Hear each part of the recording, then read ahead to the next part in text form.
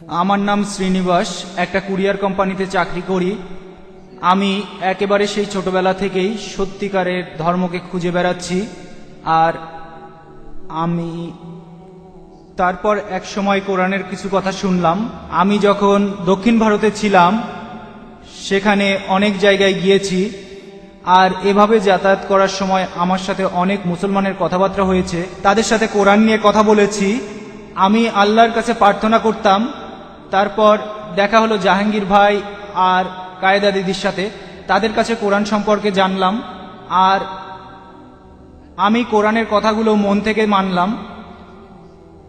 আমি আনন্দের সাথে জানাচ্ছি যে আজ বিকেলে আমি মুসলমান হয়েছি। আলহামদুলিল্লাহ।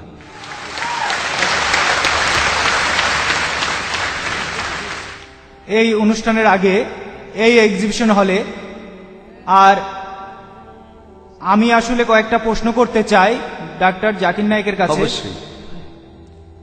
তার একটা হলো, আমার কাছে এখনো কোনো কোরআন শরীফ নেই। আমি লোকজনের মুখে কোরআনের আয়াত শুনেছি, তার মধ্যে আমার কয়েকটা আয়াত মনে আছে। যেমন সূরা ইসরার 40 নম্বর আয়াত বলছে, আল্লাহ কি তোমাদের পুত্র দিয়েছে আর তিনি ফেরেশতাদের কন্যা রূপে গ্রহণ করেছেন। আমি এই আয়াতটা বুঝতে পারিনি। এছাড়া আরেকটা প্রশ্ন, হারুর জিনিসটা কি? জি, হারুর বেহেশতের সঙ্গী। হুর হুর। যখন মানুষ বেহেশতে যাবে তখন এই সঙ্গীরা থাকবে। ভাই আপনি বলছেন হুর হুর? হ্যাঁ, হুর হুর ঠিক বেহেশতের বলেছেন, হুর। বেহেশতের সঙ্গী। ভাই আপনি কোরআনের একটি আয়াত বললেন আর সেই আয়াতটা নিয়ে প্রশ্ন করলেন, তবে তার আগে আপনাকে অভিনন্দন জানাই। শান্তির এই ধর্মে স্বাগতম। ধন্যবাদ।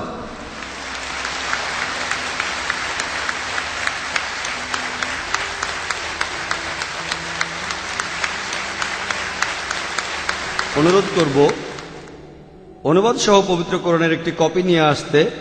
প্লিজ একটা কপি নিয়ে আসুন ইনশাল্লাহ। আর দেখবেন যেন অনুবাদটাও সেখানে থাকে। আমি আপনাকে কোরআনের একটা অনুবাদ দেব যাতে আপনি পড়ে বুঝতে পারেন ইনশাল্লাহ। এবার আপনার প্রশ্নটা, পবিত্র কোরআনের একটি আয়াতে বলা হয়েছে যে তোমরা কি কন্যাদের আল্লাহকে দিচ্ছ আর পুত্ররা তোমাদের।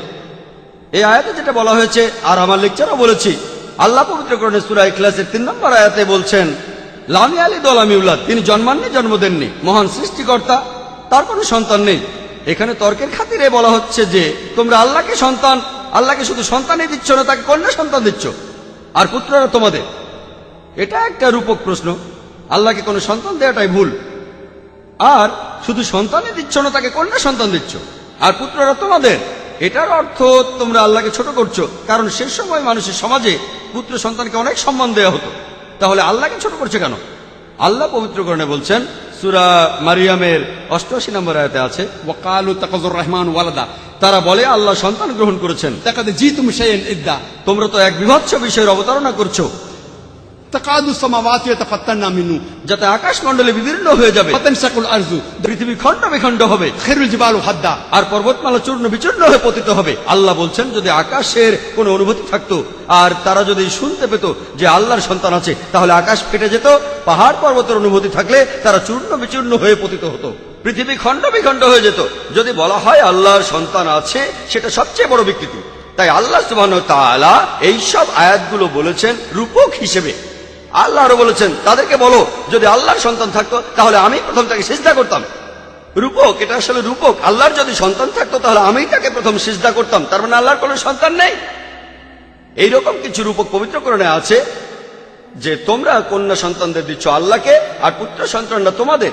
এই আয়াত দিয়ে বোঝানো হচ্ছে আল্লাহর কোনো সন্তান নেই, তিনি কখনো জন্মাননি, কাউকে জন্ম দেননি। এবার দ্বিতীয় প্রশ্নে আসি, বেহেশতের সঙ্গীদের ব্যাপারে। আপনি হুরের কথা বললেন। আল্লাহ বেশ কয়েকবার হুরের কথা বলেছেন কোরআনের 4টি আয়াতে। সূরা তুরের 20 নম্বর আয়াতে, সূরা দুখানের 54 নম্বর আয়াতে, সূরা রহমানের 72 নম্বর আয়াতে, আর সূরা ওয়াকিয়ার 22 নম্বর আয়াতে 4বার বলা হয়েছে হুর, কোরআনে উল্লেখ করা হয়েছে। এখানে বলা হচ্ছে সঙ্গীতের কথা, মানে বেহেশতের সঙ্গী। ইহকালের এই জীবনটা আসলে পরীক্ষা, পরকালে যদি বেহেশতে যান সেখানকার সঙ্গী। বলা আছে তাদের চোখগুলো খুব সুন্দর হবে, তারা হবে মহিলা। একজন প্রশ্ন করেছিল যে বেহেশতে, আপনি যদি বেহেশতে যান, পুরুষরা যদি সুন্দরী মেয়েদের পায়, তাহলে মহিলারা সেখানে কি পাবে? বেহেশতে গেলে পুরুষরা সুন্দর সুন্দর মেয়েদের পাবে, তাহলে মহিলারা সেখানে কি পাবে? এই প্রশ্নটা একবার আয়েশা রাদিয়াল্লাহু তাআলা আনহাকে করা হয়েছিল। মহিলারা সেটাই পাবে, তাদের হৃদয় যেটা আশা করেনি, তাদের চোখ যেটা দেখেনি, তাদের কান যেটা শোনেনি। এই হলো জান্নাতের বর্ণনা। তাহলে মহিলারা বেহেশতে সেটাই পাবে, তাদের হৃদয় যেটা কখনো আশা করেনি, তাদের চোখ যেটা দেখেনি, তাদের কান যেটা শোনেনি। এই হলো জান্নাতের বর্ণনা। এখানে সংক্ষেপে বলা হচ্ছে যে বেহেশতে কি হবে, সেখানে দুধ আর মধুর নদী থাকবে। আপনি ধনী লোক হলে এই পৃথিবীতে দুধের নদী বানাতে পারেন, কিন্তু সেই দুধ আমাদের পরিচিত দুধের চেয়ে আলাদা হবে। বেহেশতের ফল পরিচিত ফলের চেয়ে আলাদা হবে। বেহেশতের হুর আমাদের চেনা জানা মেয়েদের চেয়ে আলাদা হবে। তাদের সাথে মিস ওয়ার্ল্ড বা মিস ইউনিভার্সকে তুলনাই করা যাবে না, তারা অনেক উচ্চ স্তরে। ভাই সুন্দর প্রশ্ন করেছেন, তবে তার আগে অনুরোধ করব, যে ভাই মুসলমান হয়েছেন, আমি আপনাকে পবিত্রকরণের একটি অনুবাদ উপহার দিতে চাই। আপনি স্টেজে চলে আসুন।